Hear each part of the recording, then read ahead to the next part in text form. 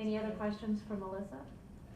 I have one comment, and one of the things that, and I should have said when we were on the last discussion, one of the things that we need to figure out a way of doing is try and have input from the workers themselves on best practices and highlighting what they do and how they would tweak their systems. Bobby, are you doing any of that now? We're prepared to. You are preparing to, okay.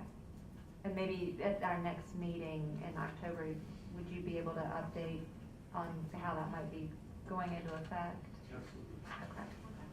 Okay. Sorry, I'm out of sequence.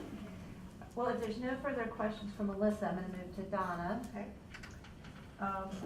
We're chairing the personnel subcommittee, and our focus is really about education, career development, recruiting and retention, training and continuing education, and partnerships with law enforcement.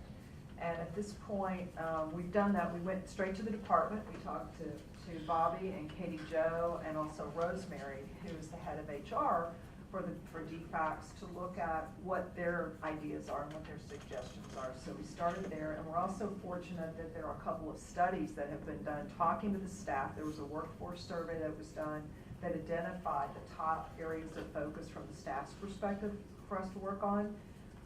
And then there was also a DHS Leadership Summit and a set of recommendations. So we're fortunate that we have that as a backdrop. What it really identified is some of what you've already heard from Bobby today. There's the issue of compensation and benefits. There's a big issue of training both the staff, the frontline staff, as well as the supervisors. Staffing overall, caseloads of the case managers as well as the supervisors, and helping to clarify roles and expectations, and then matching demand with the roles that we have. Career development, having a career ladder, and helping people understand that if they continue to grow and develop, what is that career development progression. And then I think there's a great opportunity with internal communication, which you already pointed out, in terms of almost an internal PR campaign as well as external, but getting people excited about the extraordinary work that they do. And then working with, there's an issue of safety. And you can imagine, you talked about a 23-year-old, sending a 23-year-old without a gun and without appropriate law enforcement tools into what could potentially be a very dangerous situation, and that happens routinely. So we need to look at what are the appropriate partnerships with law enforcement, and how do we ensure that we have a safe environment for the people that are working in DFACS to have the confidence that they have the tools that they need to do the jobs that they're doing. And that's the initial set of priorities for our committee. If you all might think about a system of employee recognition, because oftentimes when you can't pay people what they're worth, you should recognize them somehow for the good job that they're doing. And we have already started beginning to acknowledge that. I mentioned earlier about some of the positive feedback we were receiving about the improvements with the intake center. So we have forwarded those names on to the governor's office, and he will be sending a letter of commendation to those DFACS workers as acknowledgement of the great work that they are doing. So we do recognize that can be a very important tool in boosting morale, that people are paying attention to the fact that you're doing your job and you're doing it well. I'm talking about take-home stuff that go on their wall and that kind of thing, so when people come to their area, they can see that this is going to make a distinction. Yeah, do you want to? That's exactly what we're doing.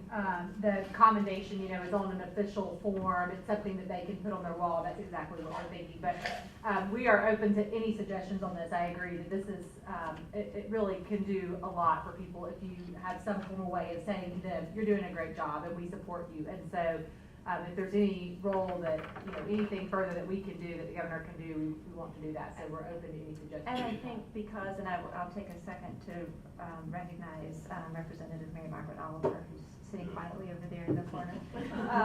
And that may be also where we can loop in their local representative, who might also be willing to issue a letter or something in commendation of their work on behalf of children. Representative Willard, is that something that you could see being handled through an office? But I think that there's multiple ways that we could acknowledge that work. Good idea. The only other thing I'll say is in interviewing the folks that I've talked to, there's an incredibly dedicated staff of people working in DFACS. And, you know, I think to the points that were made earlier, all they hear is bad news and, you know, what gets published in the paper and whatnot. I mean, it just further kind of beats them down. There is an incredibly dedicated staff of people that are out there every day dealing with some of the toughest situations in our state. There are public relations agencies that are willing to take on this as a project without cost, if we just invite them in to do that. It can help get that message out to the public. They're happy to provide their talent for that purpose, just tap into it. Did somebody have I thought I saw a hand. No. So anything else around personnel, training, retention, staffing, anything anybody's thinking about for this subcommittee's work? Ready? Leaves it to you. But the others are making us look bad. We have not met. We have an agenda. We're going to meet this afternoon, and there's some quality people, but our subcommittee is dealing with the legal regulatory aspects of it, and we're going to be looking at transparency of the system and holding the providers, private and public providers, entities are responsible for outcomes with children.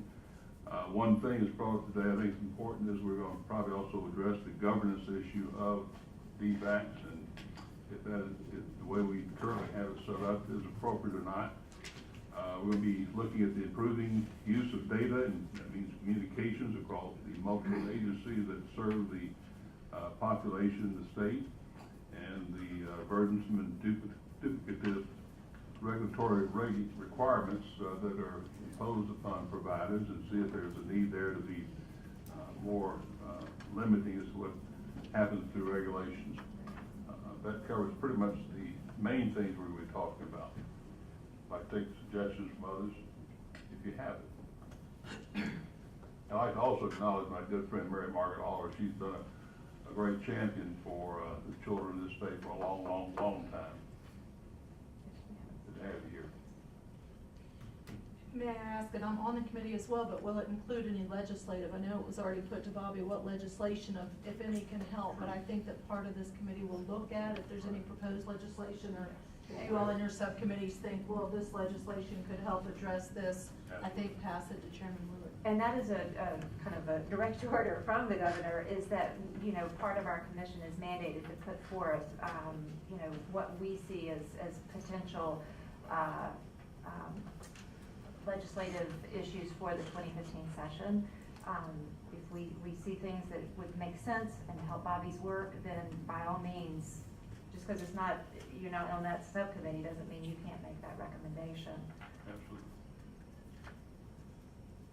Just have a question, just to put a finer point on it. So I think there's a pretty good group of my peers would say on the private provider side that the requirements for private providers do not equate to the standards that DFACS foster homes might have. I assume you're going to dig in and try to marry the inconsistencies or inconsistencies. I think what we see is we have specific set of regulations applicable to each type of provider. I think there needs to be more of a recognition of a general form of regulations opposed to trying to pigeonhole each form of provider and the regulations addressing.